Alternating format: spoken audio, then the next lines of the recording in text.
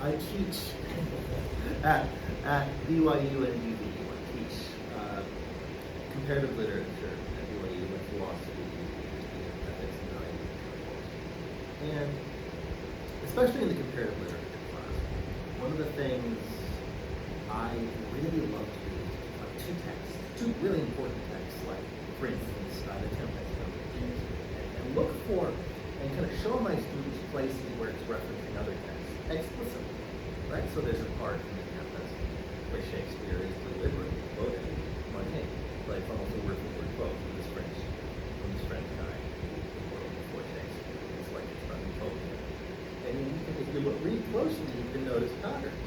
Some of them are direct quotes, and others are more indirect patterns that kind of happen on their own. And I was thinking that if I wanted to present an AutCon this year, I should probably do the same thing with books written about these two people, right? And so what I did is I looked at autistic memoirs, and books written by autistic people about their autistic experience. And kind of see if I can notice some patterns. They're there. No, not a lot. And I want to show them to you. But before I get to that, let me show you what text I'll be using. First one, and the one I'll be using most often, the one that comes up most often, is this book, Nobody Nowhere by Donna Williams. Donna Williams was one of the first individuals to write about their autism. Temple Grandin was the first, from what I understand. But Donna Williams was writing in like 1992. It's subtitled The Remarkable Autobiography of an Autistic, right? People hadn't really figured out the vocabulary yet. We still haven't.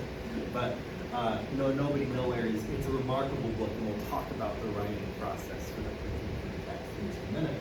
She also wrote a book called Autism and Schizophrenia. She wrote many other texts, but I'm only using these two. This one is by a young boy from India.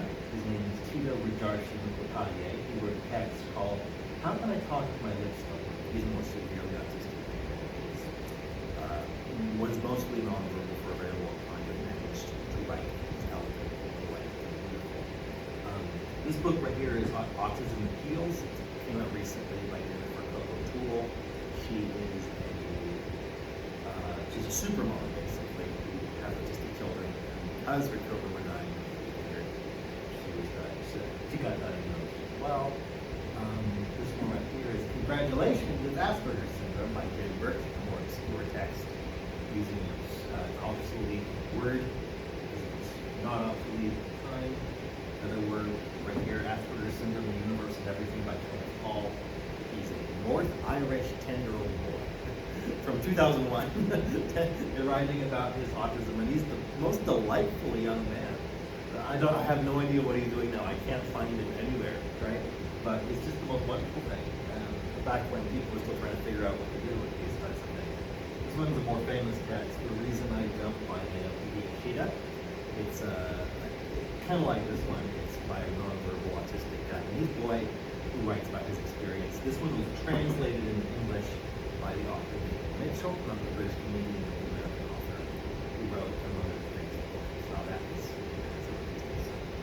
and then this one right here, you probably read this one, Painting Pictures by Temple Grandin, who is perhaps the most famous autistic person. That might actually not be true. Apparently Elon Musk is autistic, and he's probably more famous. But she's famous for being autistic and other things, but I don't know about Elon Musk. And then I'm going to be using some other texts as well, non-autistic texts. And I'm going to be using these for a few reasons. I'll talk about that in just a moment. The first one is The Doors of Perception. You've heard of maybe A Brave New World, science fiction novel. He wrote that one. And he wrote another text called The Doors of Perception, which describes his mescaline trip. You know what mescaline is? It's the drug from the cactus. Yeah, exactly. Yeah. The So, yeah, it's a hallucinogen, and this was recognized in the 50s, before the psychedelic revolution, but inspired a lot of it subsequently. You'll see why it's relevant in just a moment.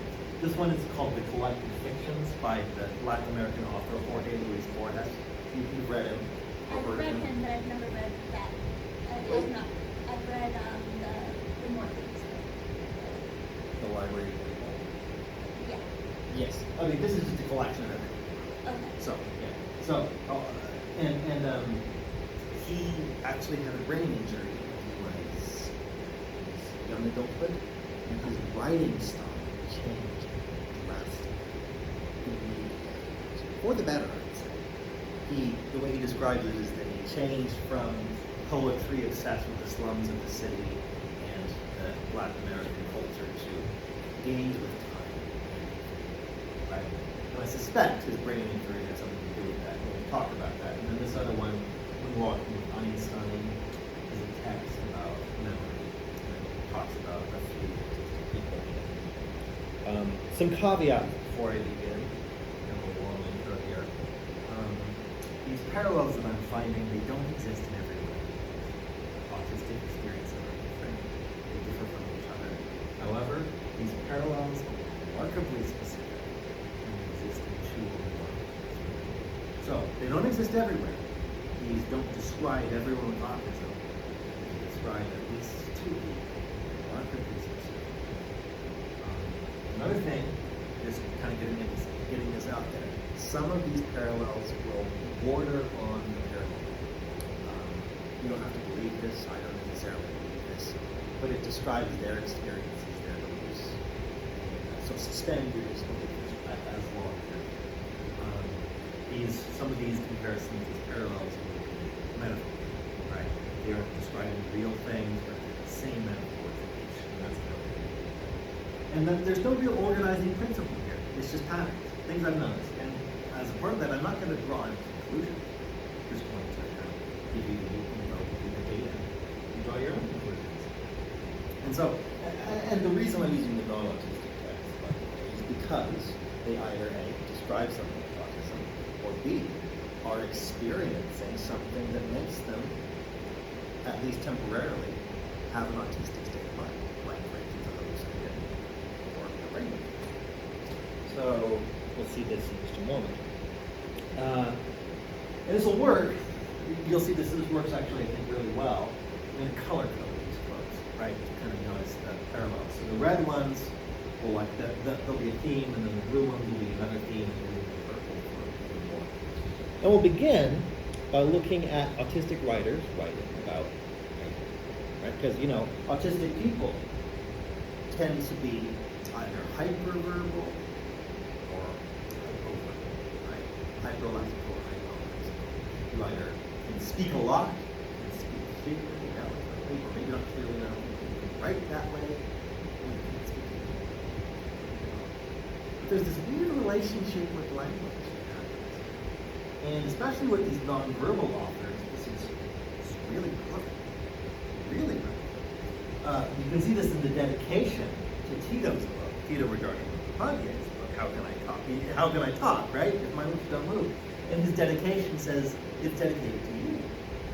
To you, the reader, who think my words matter. He's dedicated it to you.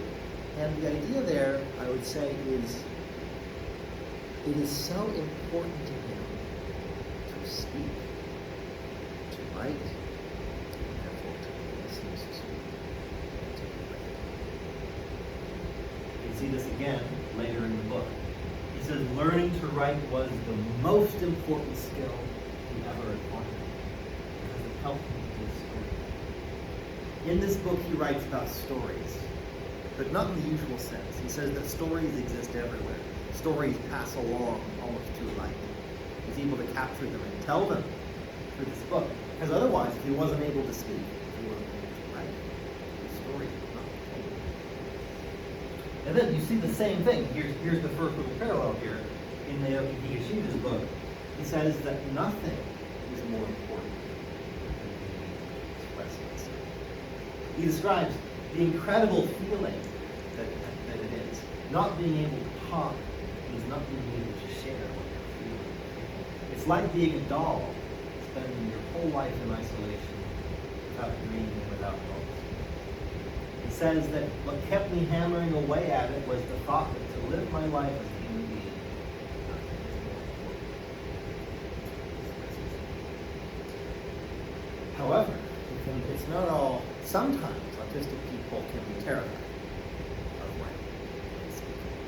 More specifically, they could be terrified of what they have met. Might not be expecting. But Donna Williams, she wrote the book I mentioned, Nobody Nowhere, for herself. She didn't intend it to be published. She intended to burn it after she was done. She intended it as a purge, a vomit almost, to articulate her experience to herself. This is how she described it in another book.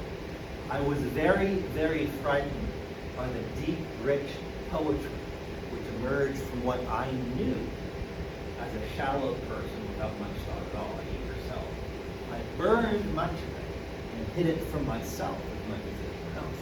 I have a YouTube channel, Christian Swenson. One of the comments on the channel, a friend I actually made for the channel told me that he draws things. Some of the things he draws are so powerful, so full of emotion that he hides them away. You just can't bear to look at them because they're so intense. This is what he describes. My first autobiography, about 250 pages, which came out of me at the age of 26, was written in 4 weeks. Do the math there, right? Like 60 pages a week. And it's the most beautiful prose you've ever written. Poetry's in there too, right? And I think, from what I'm gathering, it's just a single draft. And she describes how it became a bestseller, but as it came out, I felt like a robot. Not attempting at all to plan or consciously access anything which was coming out, just eager to get finished with an impulsive, right, purge. Now the thing about that process, but not consciously accessing it, she describes this in another book as what she calls unknown knowing. It's not just with writing that she does this. With sculpture, it's with music, it's with art. She didn't realize she could write. She didn't realize she could sculpt. So what she does is she just does it, and she composes masterpieces on the first try. And she didn't realize she could do it, and it scares her. She wants to burn it, get rid of it. She didn't realize she was that deep. My suspicion is that it has to do with the brain hemisphere.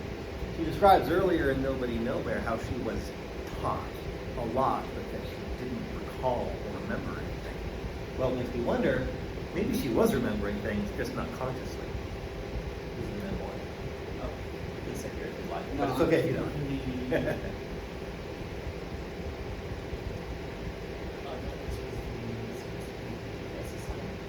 Somewhere else. Yes.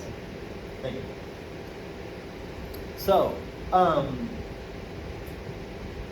but yeah, it makes me wonder if she was recalling it, she was remembering it, just not with the part of her conscious, not with the part of her that's conscious. Maybe it was slumbering under there somewhere, right? So, if we move on, we go into something completely different. Now for something completely different to go at Monty Python. Phone books.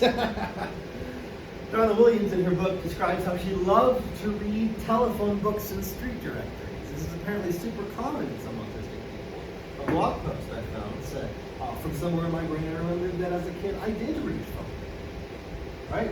And if you've ever seen the movie Rain Man, right? He reads phone books and he memorizes them. This is actually based on a real person. His name is Kim Peek. He was actually a local man. Kim Peek, he lived in Salt Lake City. And he would spend every weekday at the Salt Lake City Public Library just reading. Speaking of the brain hemispheres, what he would do is, because his corpus callosum didn't exist, radically underdeveloped corpus callosum, so he would read 2 sides of the page with both eyes at once and memorize both at the same time. And remember what the guy said yesterday, right? That there's an underconnectivity. Well, for Mr. Peek here, it's radical underconnectivity since there's no thing connecting the two, right? And it describes here in this Moonwalking with Einstein book where he interviews him. I've met someone who's met him before, so I'm at least 2 degrees away from him. He died like 10 years ago. He said, I'm just going to do a little scanning, he announced. I asked him how I was able to do it so quickly. I just remember, he screamed, right? Because he doesn't just read the phone books, he memorizes them. He memorizes them on the first pass through. And we'll talk about memory in just a minute. Consistency, of course, goes along with phone books. Donna Williams describes how she became fascinated with words and books and making order out of chaos. Because that's what a phone book does. makes order out of chaos. Lots of chaos in the city, ordered alphabetically. I love to copy, create, and order things. I love that sense of encyclopedias. I was always checking to make sure they were in order and putting them that way. So she put them in order. I was making order.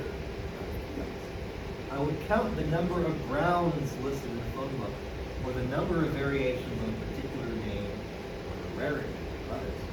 I was exploring the concept of consistency. Here it is, consistency again right here. And she says that the constant change of most things never seemed to give me any chance to prepare myself. And so, the world for her is chaotic. She uses the word chaos, and she wants to order. This is what the others say too, right? Tito says that moment to moment, this or that could be so unpredictable.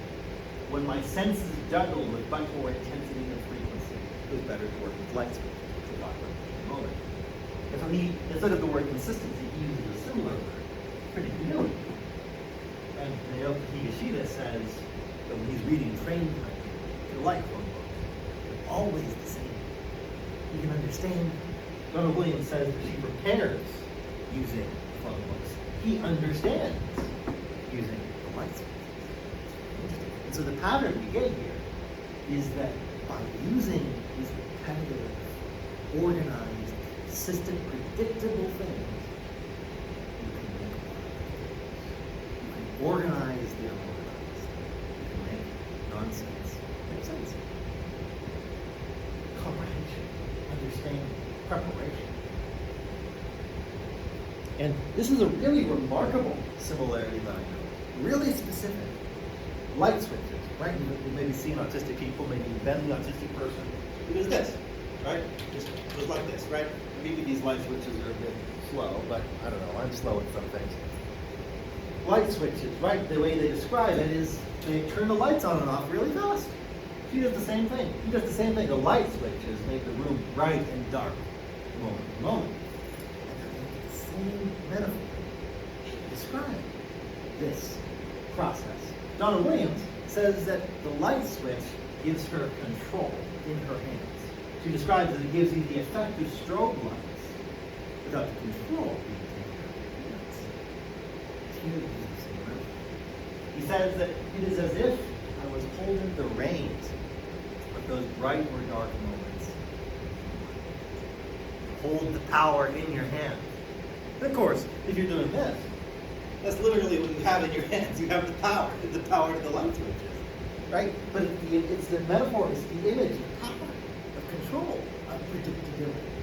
Speaking of the hemispheres, the left hemisphere, which the man said is more dominant, tends to be autistic people, deals better with discrete things instead of continuous things. Discrete, not like sneaky, but like that, like in chunks, in bounded segments. And that's what the switches do. It's easier to control. Donna Williams describes how when you do that, people behave like an old frame-by-frame movie.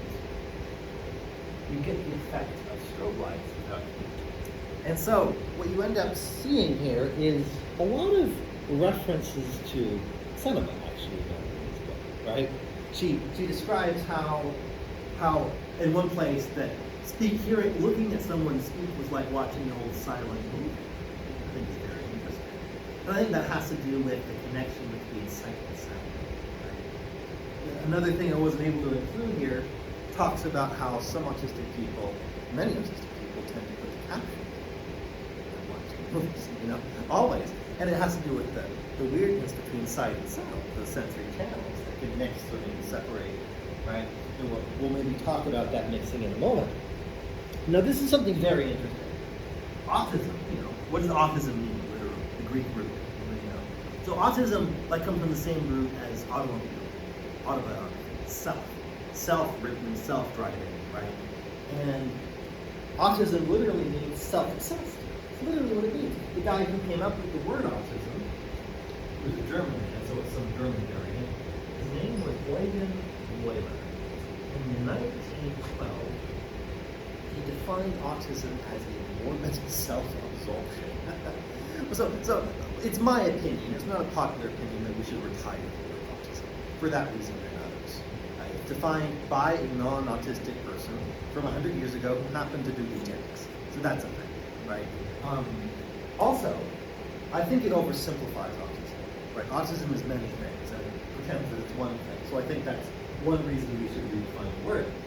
But anyway, it implies that autism is self-obsession. I don't think it is, and these people don't think it is either. Jennifer Cook O'Toole has this little encounter with her mom when she's 6. She asked her mom, "Who am I?" "What do you mean, who are you?" she replied. "You're Jimmy." "Yeah, thanks, that much I had." As usual, what I meant didn't apparently match up with what I was actually saying. My chest tightened, my small brow furrowed in frustration. "No, Mom, what I mean is, who is me?" I pressed, straining to explain. It's a nice little poetry right here. If I can say my brain, then my brain isn't me, it's something that belongs to me. And that would be the same for my spirit, even myself. You see? So who is the me? I'm the mind. You see? She didn't see. This is something you find over and over.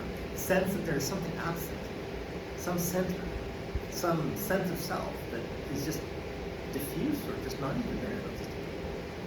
I've made the argument that autism is not, and she has too, that autism is not the overwhelming presence of self, not the inclusion of everything else, it's the absence, or the minimal presence of one.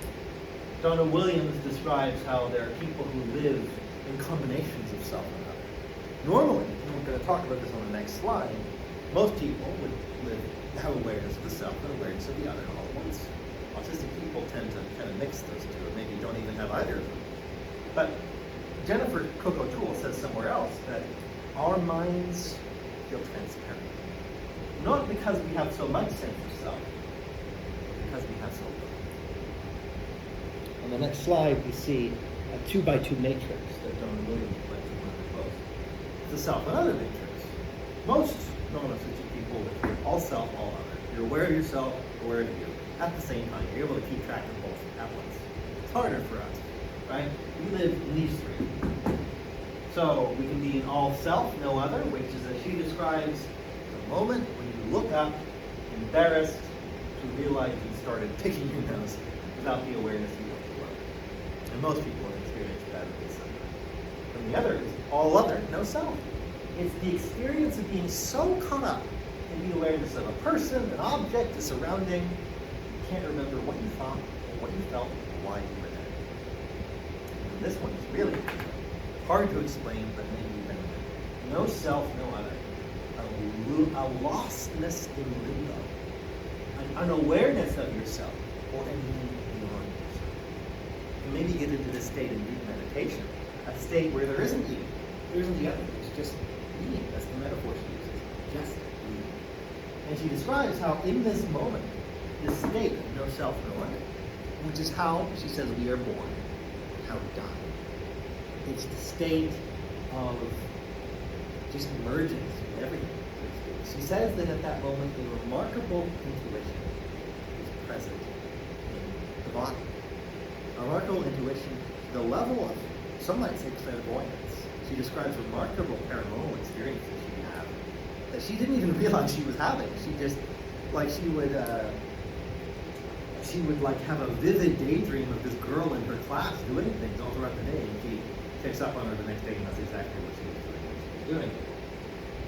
She wasn't even really conscious at the time. And this is really interesting. This is I don't know what to make of this, but when autistic people tend to describe their kind of self, they tend to use this metaphor, air, specifically cold air.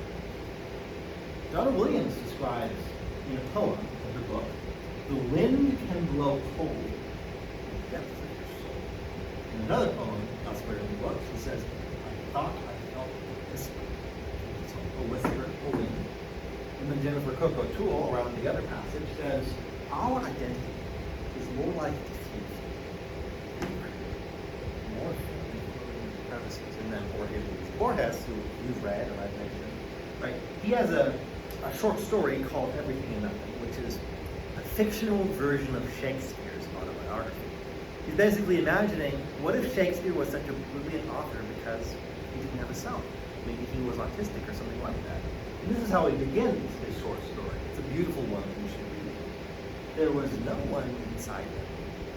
Behind his face and his words, there was no more than a slight chill, a draft, a dream, some secret, a whisper, chill, wind, vapor. And what's up with it? Well, it kind of makes sense if you look at language, actually, right? Does anybody here speak French? So, you know, like avoir l'air, right? You know, like to have the air of something, right? It's a common expression. We even use it in English, like the atmosphere of a restaurant, right? You talk about, you know, the air of a place, right? And then in Japanese, apparently there's an expression I think called flanke, right, which is it means air, and someone who is awkward.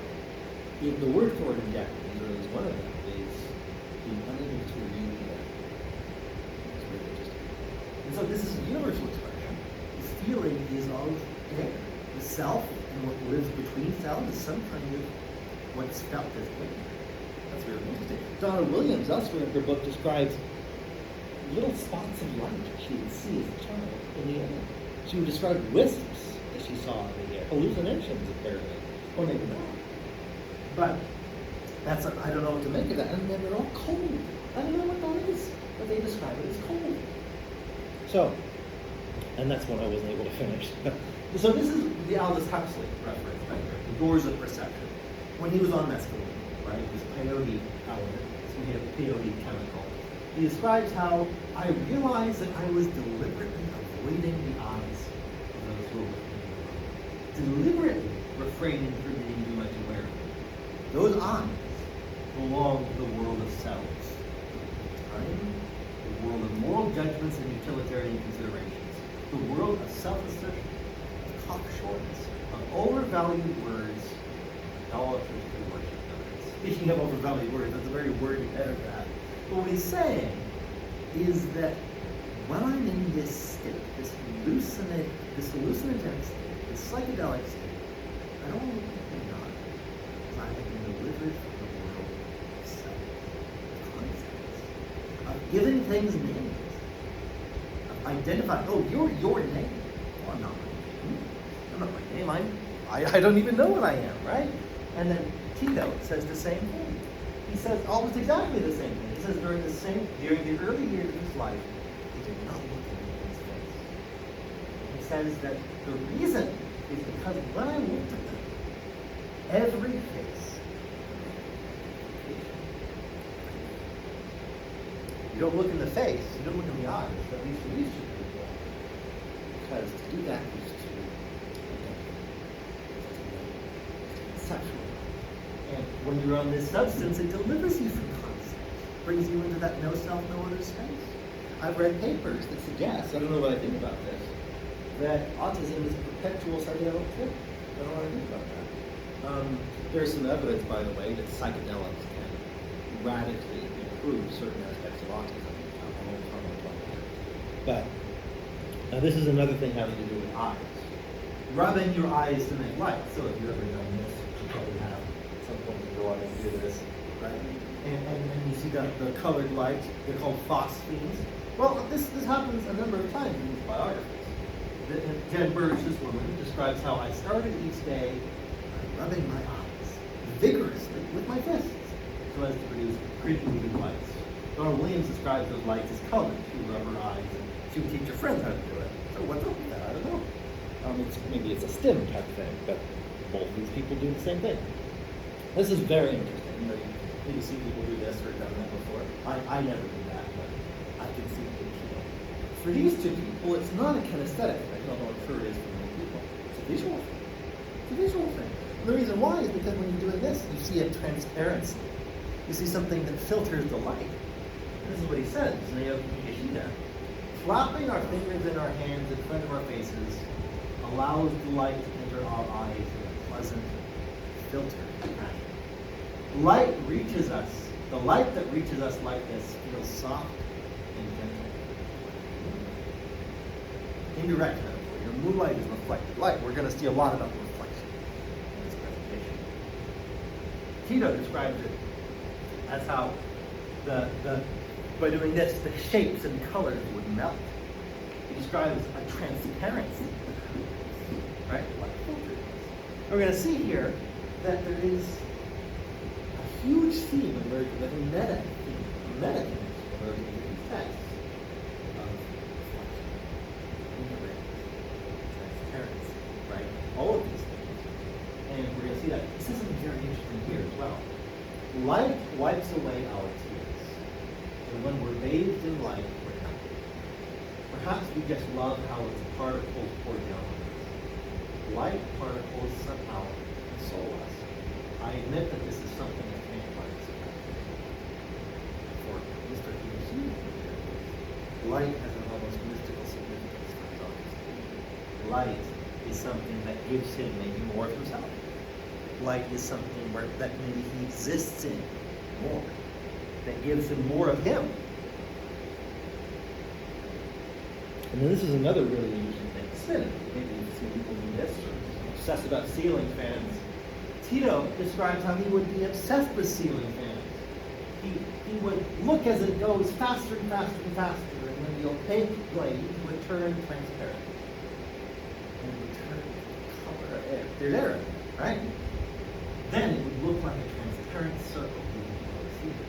I would stand and rotate my body as fast as I could, wondering whether I too would become as transparent. Wonderful. I could gather my body parts while I rotated so that I could feel my arms, legs, and fingers. Total control. There's control thing. And what did I see when I rotated? I see a very weird world racing around me in every direction. Again, it's distorted, right? But we see the same patterns over here, right? Donna Williams describes how she loved to spin around and around, and she also liked to watch the world spin afterwards in the other direction. And Naoki says that spinning fills him with a sort of everlasting bliss. And he says that spinning things are unchanging things, right? They spin. It's an unchanging thing or something. Tito says the feeling short calms is sensitive. And it is wonderful, it's blissful, people say, to feel that way, to think that way. And then here's where we get to some of the paranormal stuff. Right? I don't know what to make of this, but this is something that happens at this place. We're going to spend a few slides on it. This is speaking specifically about both of these women's overwhelming fear of the dark. Jim Birch describes how the dark was always a challenge for me. From an early age, I had nightmares every night, vividly recalling them in the morning. I was afraid to open my eyes, to see anything inside my room. The worst thing to look at was the doorway, in case anyone might be coming. I'm talking about mirrors, but she says the worst part of my trip to the toilet was going past the mirror. I was terrified to look at it, and it drew my gaze. No power blew it away. So it went on into my 20s and 30s. Even after I no longer lived in my mother's house, sometimes I had to sleep with the light on. Living alone. That's like spooky. Donna Williams described the same thing. She was afraid to sleep. There you go. She always was afraid to sleep. And she'd been doing it for years, went into adulthood, and instead of closing her eyes, she would keep them open. She would sleep with them open. And she describes how haunted would have been better adjectives for her, right? She was afraid of the darkness. She loved early dusk and the light. Darkness and light, isn't that interesting, right? But here, it gets weirder. It gets more paranormal. They both describe intruders. And they use that same word, intruders. Jen says the nightly sounds of floorboards creaking meant surely that an intruder shutting the door. When Williams describes it more explicitly, she says the intruders came. They were responsible for taking away my protection, for in the change of focus, the tiny spots that I made would disappear, leaving me feeling angry and betrayed, alone, exposed, and vulnerable. Willie, which is kind of a personality that protected her against this kind of a supernatural entity that she described. Willie was another story. Unlike the wisps, he gave me no comfort. He was a form of protection. piercing, gleaming eyes. Only seen in the darkness. Two dimensions elsewhere to the eye. It's spooky right there. But it gets weirder and spookier. Jen Burke describes how this monster she called the unwanted possession. She was terrified of it, but she would nevertheless beg it to take over her. Its name became known to her as Jenny Pearson, a variation of her name, which is weird. She describes how she had identity issues because of this. She's like, am I a real person or am I just a host for this thing, right? But it's weird because Donna Williams describes eerily almost exactly the same thing. She was scared of him, right? And nevertheless, she sided with him, and she would try to lose herself within it. I became Willie, and Willie became me. And the weirdest thing is that in both cases, the name that these entities are given is a version of the person's own name. Jenny Pearson and Rich Willie is a version of Donna Williams, Williams her last name. And she describes that explicitly. I don't know what's going on there. It's a bit weird. But I will say this, it reminds me a bit of sleep paralysis, if you've ever had that, right? You wake up in the middle of the night and you just can't move your body, right? That paralysis that is there when you're sleeping is still there. And weirdly, it's associated with feeling a presence in the doorway, right? Feeling a weird, terrifying presence that's there, and it can even get to the point where it's sitting on your chest. There are weird, like, paintings from the 18th and 19th century that depict this, right? It's something that many people experience. What they experience changes from like an alien to a monster depending on the time period it plays. But the other thing is that, talk about this a little bit more, maybe we're starting to see some overlap between autism and schizophrenia here, right? That can happen. I know people with autism and schizophrenia that report experiences like this. And we shouldn't make fun of them, and we shouldn't dismiss their experiences because it's very real for them. And another thing we can notice is, speaking of weirdnesses about self, right? Well, obviously this thing isn't entirely external, right? Some version of it, right? It's coming from the outside. And again, you know, we see that the light gives them more of themselves, and here they are, the wings. Like maybe the autistic self isn't internal. It's out there. Maybe the autistic self is something that comes from outside. I don't know.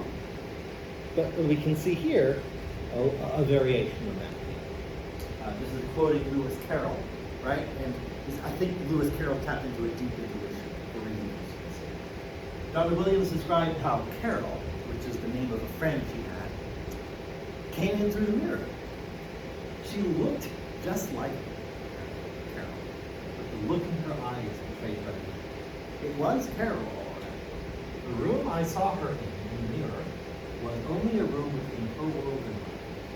I had realized that I had to walk straight through the mirror. A bit weird, but this young North Irish boy in the other book describes the exact same thing, using almost exactly the same words. He says, another of my ideas is the portal. Sometimes I have been able to enter a parallel solar system by going through a portal in the hull. When I went there, I swapped bodies temporarily. The boy named Ken. Although he looked exactly like me, he was not really me.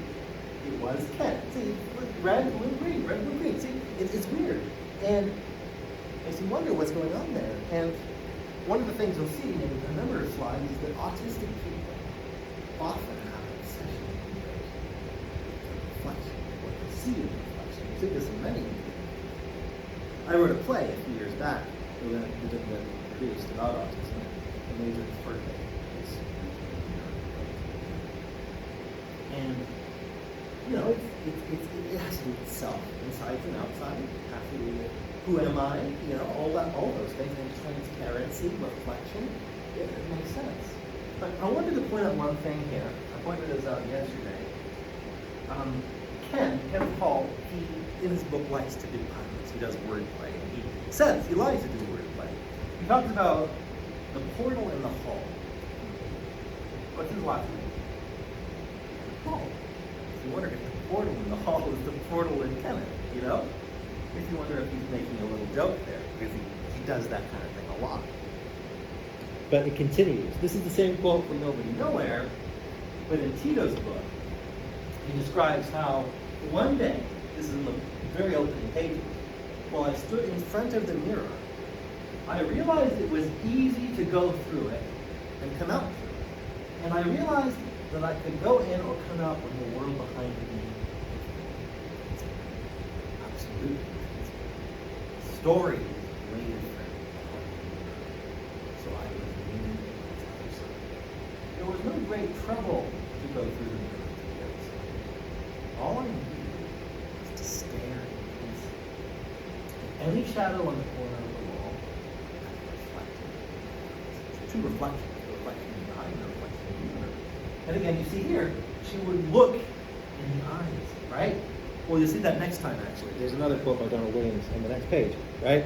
She says that I see that girl in the mirror looking back at me.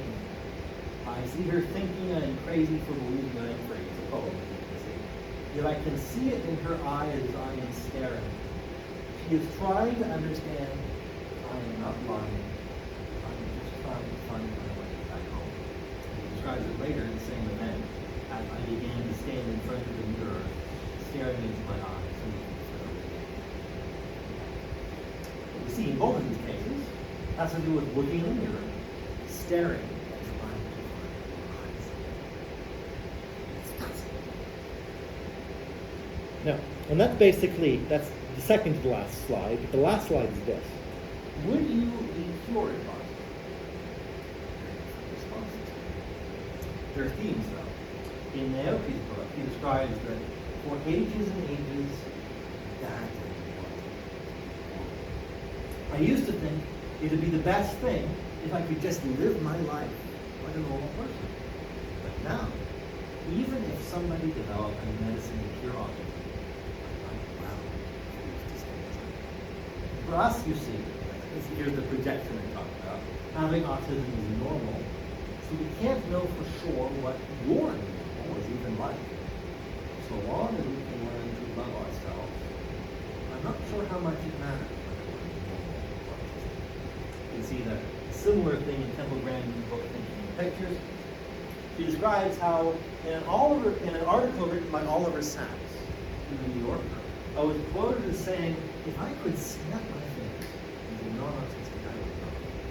Autism is a part of what I can do. However, Temple Grandin quotes Donald Williams and says, autism is not. Autism is just an information processing problem that controls who I am. And she wonders, who's right? Who is right? I think we both are because we are on different parts of the autism spectrum. I would not want to lose my ability to found my place. You wonder, what's the difference between Temple Grandin and Donald Williams? They must be really funny, Temple Grandin. Don't get me wrong. I would love to be Temple Grandin, right? Because you just visualize things. And not only does he have this amazing imagination and visualization capacity, he's able to use it to comment. He's able to use it for a useful purpose outside of the autism community, right? To help the things that need help, right? Not just within the world of autism, but outside of it, right? Donald Williams, on the other hand, I don't think it would be fun to do. She died recently. She died a few years back. She has a YouTube channel, actually. You can look it up. But it just suddenly ends when she's talking about cancer. It's actually really bad. But, she describes this chaotic world of fragmentary sensations, this not being able to make sense of anything, not being able to think, right? All of these things. And that's not fun. I think if I were Donald Williams, I'd want to be cured of autism, right? I don't think I would want to be cured of autism if I were Grandin, right? And Kenneth Hall, the boy in the hall, right? He describes this. He says, sometimes people say they want to build a bridge between normal people and autism. That's how people would describe Temple Grandin's work. I don't want a bridge built right across to me, says Kenneth. I am not at all happy that this bridge has been started, and it must never be allowed to be complete. Otherwise, moral people might try to get autistic. Autistic people might try to become normal. In the end, they might succeed. And there will be no more autistic. This would be against God's laws. You think of building bridges is a good thing, that's kind of what we're doing here, right? Apparently, but these things are the bad thing. Okay, that kind of makes sense, right? vivre la différence, right? The idea of that celebrating difference, neurodiversity, right? Well, maybe diversity and difference should be celebrated enough that we communicate enough. There's so much difference that we don't even, we should celebrate differences in communication. Because to the extent we have the same language, to that extent, some mode of experience are expressed. And so, that's really all the quotes I have. I have more, I can talk about them. For instance, in many of these texts I found and others, there is a tendency for autistic people to wear the same clothes. Right, that's something I see. Not in everybody, right? But you see this tendency to just, this one woman, I think it was Jen Burke actually, she describes how when people walk by me, they mutter the words retro because I've been wearing the same clothes for 25 years. You know, but you know, Temple Grandin does the same thing with her bolo tie and her cowboy shirt or whatever. And he describes how she just hates wearing clothes because they're so itchy, right? I was making a joke to Helena earlier today, this is my wife Helena. I was saying, let's count how many pairs of slip-on shoes you can find at the conference. And the reason why is because, well, I mean, it's a stereotype, but there's a reason for it, right? Laces are uncomfortable. Like, and some slip-on shoes are easy. You can see I'm wearing slip-on shoes right here. They're actually laces that are designed to look like laces, but they're actually just elastic, right? Turn any shoe into a slip-on. They're wonderful. But that's one thing I noticed. Another thing is chaotic sensation. We'll talk about that a little bit. Donna Williams describes how she only sees parts of things. She only sees parts of face that she has trouble seeing the person as a whole. It's actually a feature of the left hemisphere brain. But she struggles to get to the wholeness of things. And in the beginning of her book, she describes how this is the story of how does she put it? She says, of how I struggled to be first a donor, and then a you, and then a you, finally a and you can see the indirectness thing here. For many autistic people, the struggle of eye contact or direct communication is the direct part of that, right? You don't like being looked at so closely. Right? You don't like the confrontational aspect. You know, in the animals, especially in animals, looking at people in the eye is a confrontational thing. It is. And humans are basically the only animals. Right? I think the reason why is because when I'm looking you in the eye, well, if I'm looking you in the eye, you're also looking me in the eye. And it has to do with self, right? To look at you is to look at what you're looking at. In this case, I'm looking at this movie. Right? And to look someone in the eye is to know that I exist. It implies a self, and animals don't have that. Right? You see, a guy in the last presentation was saying when dogs sniff each other, they sniff each other's butts. You think that's irrelevant? No, right? Because it's instead of doing this, they're like this, right? They're kind of, doing this, and they're doing something with smell, right? Smell. And smell is a wonderful sense that I think we should do more of autistic people. At least for me, smell is untouched by the parts of me that are kept around. I would say, and I can connect with people more deeply through smell rather than the sense. That can be creepy real fast, but it's a primal sense. It is a deep, ancient, prehistoric sense that is at least for me, right? I think Temple Grandin describes how she thinks like an animal thinks. I think that's right. Maybe animals don't think in pictures.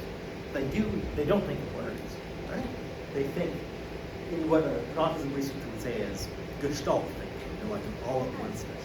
Yeah, exactly. Yeah, and I think that's valuable.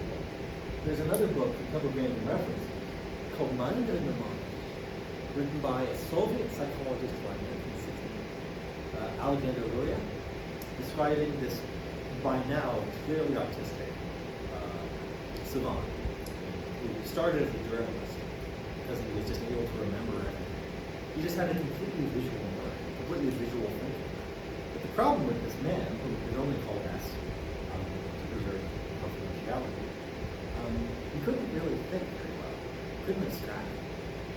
Because for them to abstract is to forget differences, is to ignore unity.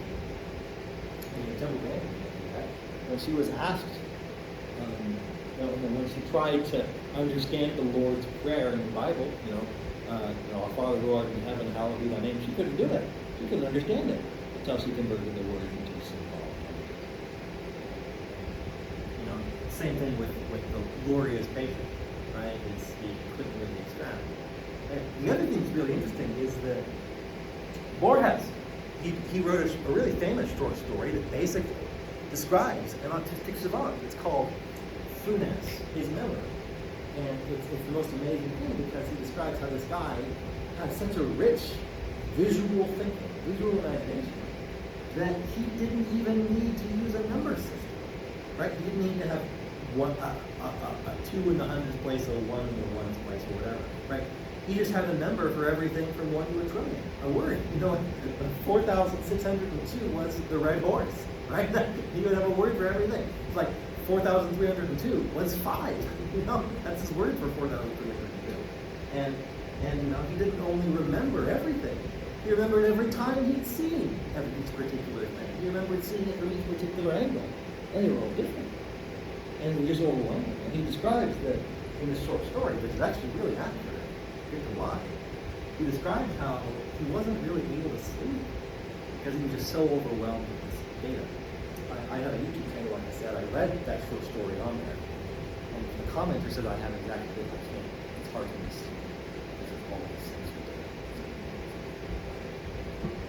And, synesthesia isn't really common. Trying to do this is a lot. Synesthesia, the mixing of sensory data. There was a young man who was here yesterday. He was like, what do you think of being able to taste letters? Right? He didn't know what that was. And that's an experience. Synesthesia. And the artist could do that. He can hear colors. Apparently, this seems important. He can taste words. There's a mixture of sensory modalities, right? There's a mixture of these thinking processes that happens more common in autistic people and 3 times more common in autistic women. That's an interesting point. I think that's basically all I have. Like I said, there's no real order or methods of imagining here.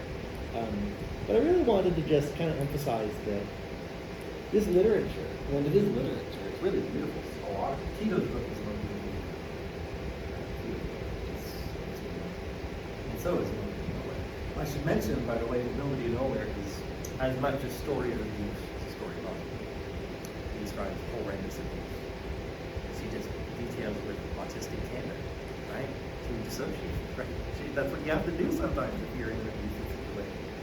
And she describes how she got out of it. And she was remarkable.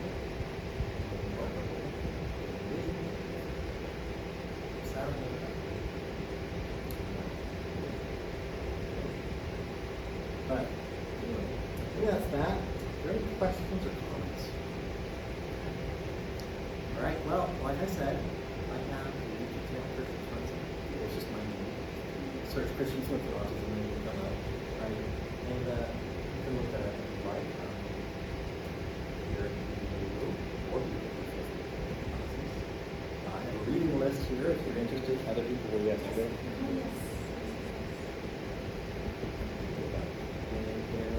And what do you teach? Ethics and values. Okay, I have to take ethics. Yeah, I'll be doing it in the fall, so feel free. Oh yeah, this is Never mind, I was just looking for text, so there you go. 2 more. Yeah, there you go. So that's the autistic memoirs. Autism and Heals is fantastic. And there are others, obviously. There are lots of others like it wasn't. Yeah. So, I wonder if you could just talk for maybe a moment on your opinion on Temple Grandin's sort of conversion from how she says that she thinks in pictures, and yet she's written a great deal of yes. work. Thank you. I needed to talk about that. Thank you. She thinks in pictures and she can write words. I don't know if she can write pretty well in words, honestly. She kind of lists things, right? Yeah. If you've seen her speak, she She's quite a good speaker. She's a good speaker, but she repeats herself. Yeah. She gets on a topic and then she writes her script and then she repeats that script. That's what images do, right? Yeah. If you're looking at something, you can't think in terms of thing and look away from it at the same time, right? She thinks in terms of perspective. You can't really transcend her. Right? That's the problem with being a thinker, is that you can't abstract means to tear away from, like in the Latin, right? Abstrahere, away from tear. And she can't do that. She's stuck where she is. And this is a feature of the left hemisphere, by the way. It's hard to move your hands. Hard to look away from the woman, Jim Burke, described it in the literature. One like a magnet in the mirror. Right? That will happen. But another thing about Temple Grandin's book, I find it remarkable that she's able to become what she is. Given that she doesn't live in words. I don't know what to make of that. It makes me wonder if she has capacity she doesn't realize it. Right? It makes me wonder if, like William, there's some kind of unconscious skill. Right? That's being in parts of the brain. So, yeah. It sounds like it's been touching the Temple Grandin multiple times. That's really cool. Have you seen the 8-year documentary? Yeah. What do you think about it?